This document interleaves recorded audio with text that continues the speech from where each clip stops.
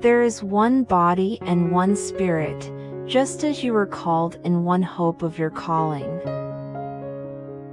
But sanctify the Lord God in your hearts, and always be ready to give a defense to everyone who asks you a reason for the hope that is in you, with meekness and fear. To them God willed to make known what are the riches of the glory of this mystery among the Gentiles, which is Christ in you, the hope of glory. So shall the knowledge of wisdom be to your soul. If you have found it, there is a prospect, and your hope will not be cut off. The eyes of your understanding being enlightened, that you may know what is the hope of his calling, what are the riches of the glory of his inheritance in the saints.